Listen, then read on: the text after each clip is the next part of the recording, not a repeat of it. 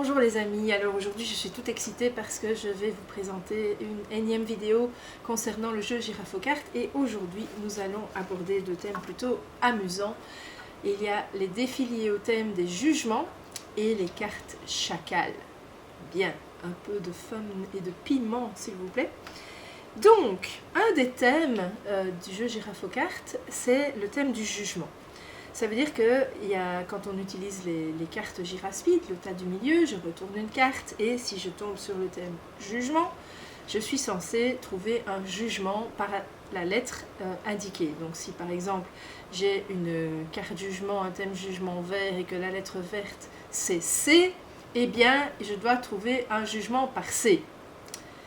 Alors, il y a des personnes que ça pourrait choquer, c'est arrivé, mais ah bon, on va faire ça parce que ça peut être connard, crétin, etc., etc. Donc, vous pouvez ici utiliser des noms d'oiseaux. Bon, j'ai envie de nuancer. Quand moi j'enseigne, je transmets la communication non violente, j'explique bien aux participants que le problème, c'est pas de juger. Le jugement, il vient tout seul. Okay, moi, j'ai très souvent des noms d'oiseaux qui me viennent, je vous le promets.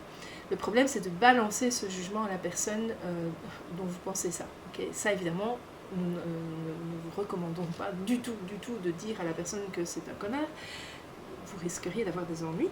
Par contre, ce que nous recommandons, c'est de pouvoir accueillir cette part de vous qui est dans le jugement. Donc ça, c'est une chose. Ici, l'idée, c'est à nouveau... quand j'utilise les cartes avec les lettres, c'est de pouvoir mettre du fun, de la légèreté, de l'humour et du piment dans le jeu, ok? Et c'est beaucoup plus facile de nouveau de trouver un jugement par C qu'un besoin, pour la plupart des gens en tout cas, ok? Je pense que peut-être il y a des personnes qui pourraient avoir un petit souci si elles jouent avec des enfants. En tout cas, je peux imaginer que ça peut paraître incohérent, que vous pourriez avoir un besoin de cohérence à dire à vos enfants, j'imagine en tout cas que c'est le cas, que vous leur enseignez, vous leur tâchez de leur transmettre comme valeur de ne pas dire des gros mots, et là tout à coup on joue à un jeu où on peut dire des gros mots. Moi je pense, alors si vous n'avez pas envie de le faire, ben, je vous invite à ne pas utiliser les cartes jugement, les mettre de côté, ça vous êtes vraiment libre, faites ce qui vous met en confort et ce qui vous rassure, ok, et qui vous permet d'être aligné avec vos valeurs. Par contre, moi ce que je ferais si j'étais dans le cas, si j'avais encore un jeune enfant à la maison, ou si j'étais amenée à jouer avec des jeunes enfants, je leur expliquerais, je crois au préalable, que c'est uniquement pendant le jeu qu'on va pouvoir dire des gros mots. Et que les cartes défis, justement, comme pour les faux sentiments, sont intéressantes parce qu'on va aller au-delà des gros mots. C'est bien facile de lâcher des gros mots, des noms d'oiseaux comme ça dans le jeu, connard, crétin, imbécile, etc., etc. Mais après, on va aller plus en profondeur avec les cartes de défi. Je vous les présente, il n'y en a pas beaucoup, il y en a 4. Alors, je vais mettre celle-là en dernier, je triche. Si quelqu'un dit de moi que je suis un ou une, par exemple, connard ou connasse, ok? Je me sens, comment est-ce que je me sens? Alors moi, si quelqu'un me dit que je suis conne, je crois que je vais être choquée, voire déçue, mais choquée, parce que j'ai besoin de, alors tout simplement j'ai besoin de délicatesse et de respect, par exemple, ok? Donc voilà, c'est un petit exercice très simple, très basique de connexion. Quand quelqu'un dit ça de moi, comment est-ce que je me sens? Quels sont les besoins?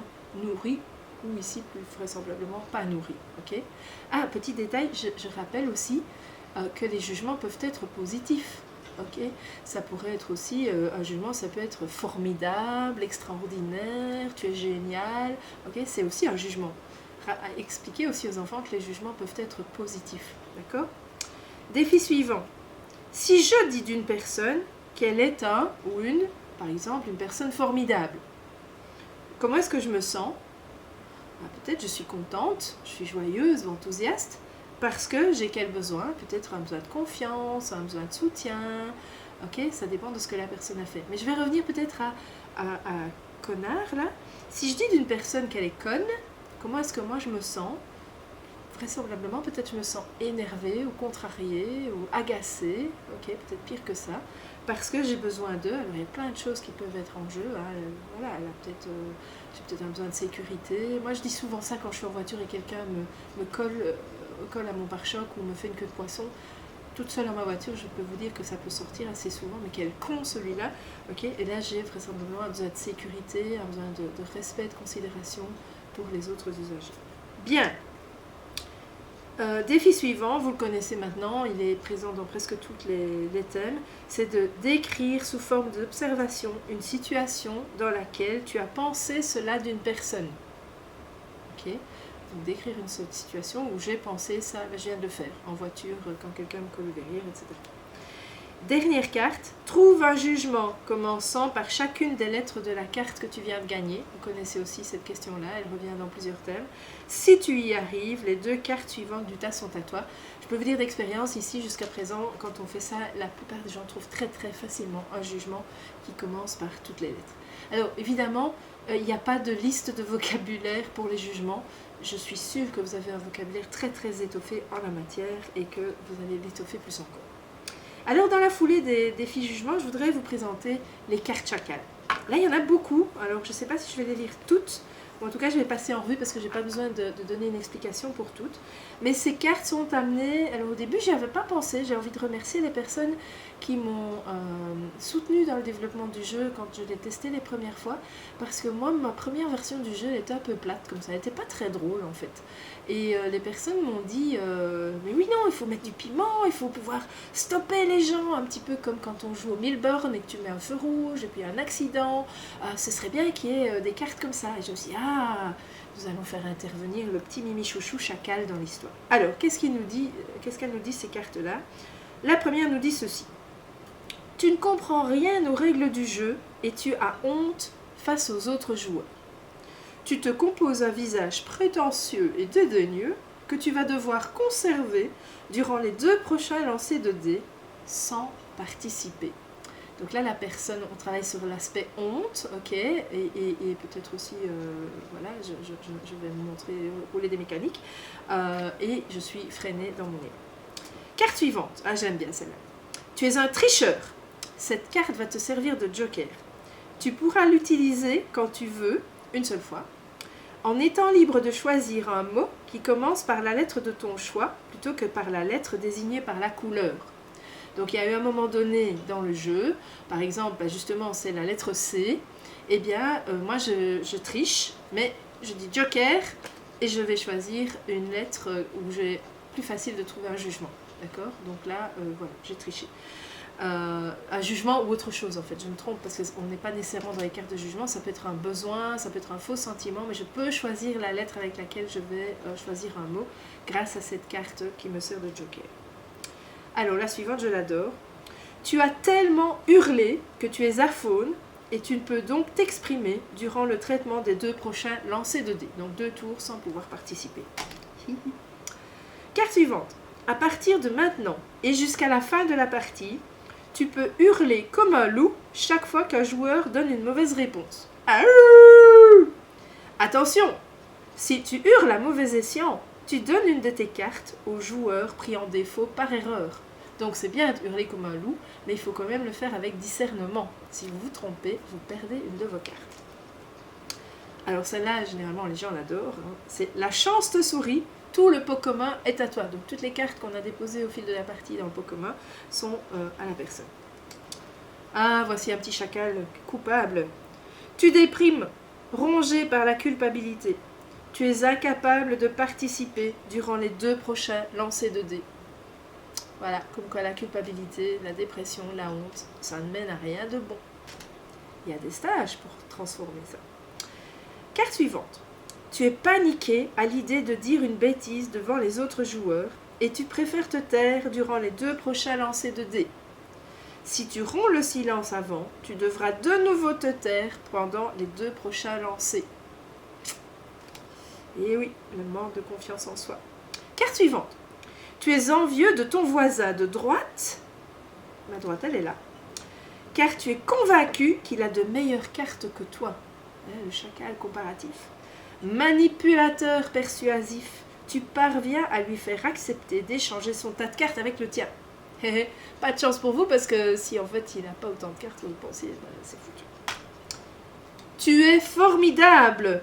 Ta chaise devient un piédestal sur lequel tu vas rester perché durant le traitement des 2 prochains lancers de dés sans pouvoir participer. Si tu joues assis par terre, comme c'est mon cas pour le moment, tu te mets debout. Alors là, je voulais intervenir. utilisez cette carte avec discernement, parce que c'est sûr que si le participant qui a la carte pèse 120 kg et que la chaise est un peu bancale, c'est peut-être pas une très bonne idée de l'inviter à se mettre debout sur sa chaise. S'il s'agit d'un enfant très turbulent, etc., c'est pas une bonne idée non plus. Il y a des personnes âgées ou des personnes qui ont des difficultés physiques qui ne pourront pas le faire. Donc de nouveau, l'obligation n'est pas du tout de se mettre sur la chaise, c'est juste plus fun, ok? Si c'est sécure et tant matériellement que physiquement pour la personne, il n'y a pas de souci. Mais par contre, se mettre simplement debout ou voilà, si la personne ne sait pas se mettre debout non plus, ça peut arriver. Je sais pas, trouver un petit signe, une baguette ou une cuillère, je sais pas moi, qui fait qu'elle montre qu'elle est sur son piédestal. Voilà. Je suis sûre que vous trouvez des idées. Et si vous trouvez des idées, surtout vous me les envoyez. Carte suivante. D'humeur généreuse. Tu donnes une carte à chaque joueur en commençant par les plus jeunes. Pourquoi? Parce que si vous n'avez pas beaucoup de cartes, eh bien, on donne aux plus jeunes, c'est une manière de les favoriser. Là aussi, si vous voulez, vous pouvez changer la règle en disant, en commençant par ceux qui en ont le moins. Voilà, c'est comme vous préférez. Carte suivante. Tu es actuellement en recherche d'équilibre entre donner aux autres et prendre soin de toi. Tu donnes la moitié de tes cartes à la personne qui en a le moins. Donc, il faut repérer la personne dans les joueurs qui a le moins de cartes. Et c'est à cette personne-là que vous allez donner la moitié de vos cartes. C'est moche, hein? Enfin, pour celui qui doit donner ses cartes, sauf s'il le prend comme une manière d'être généreuse vis-à-vis de la personne. Carte suivante. Tu as décidé d'être généreux, mais tu as oublié de penser aussi à toi. Tu déposes toutes tes cartes dans le pot commun. Alors là, celui qui va pouvoir avoir le pot commun, il sera content. Carte suivante. Tu te mets tellement de pression pour être la personne parfaite que tu imagines devoir être que tu es épuisé. Les paupières lourdes, tu vas te reposer durant les 3 prochains lancers de dés. Et oui, quand on est en burn-out, ça dure. Alors celle-là, je l'adore et c'est un collègue qui me l'a suggéré. Tu es un voleur. D'ici la fin de la partie, tu peux voler les cartes de tes voisins directs, donc ceux qui sont de part et d'autre de toi. Si personne ne te voit, les cartes sont à toi. Si tu es pris la main dans le sac, tu déposes toutes tes cartes dans le pot commun. Alors, je dois vous dire que depuis que j'ai le jeu, il y a une personne qui a réussi à voler les cartes sans se faire voir. J'ai trouvé ça extraordinaire. Elle a choisi vraiment un moment, elle a dit « Je les ai, je lui ai pris ces cartes ». Et voilà, c'était vraiment fun. Franchement, c'était très amusant. Alors, plus que 2. Tu es entouré de sauveurs. Chaque joueur te donne une carte, du moins s'il en a.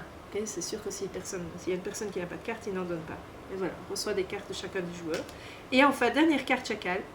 Tu es tellement bon joueur que tu vas échanger ton paquet de cartes avec la personne qui en a le moins parmi les joueurs. Donc je vais donner mon paquet en échange de la personne qui en a le moins. Voilà, ça c'est pour les cartes chacal. Alors un petit mot encore pour les cartes chacal. Donc vous vous souvenez, je vous ai expliqué dans la première vidéo qu'il y a moyen de jouer seul à ce jeu. Mais quand on joue seul, généralement on n'utilise pas les cartes chacal. Ça n'a pas beaucoup d'intérêt puisque le but c'est de freiner le jeu, d'avoir des échanges avec les autres, etc. Donc les cartes chacal, elles sont d'office mises de côté quand on joue tout seul. Voilà, et bien mes amis, amusez-vous bien, éclatez-vous et n'oubliez pas de m'envoyer vos remarques, suggestions, questions. Je serai ravie d'améliorer la version du jeu. À bientôt, ciao ciao.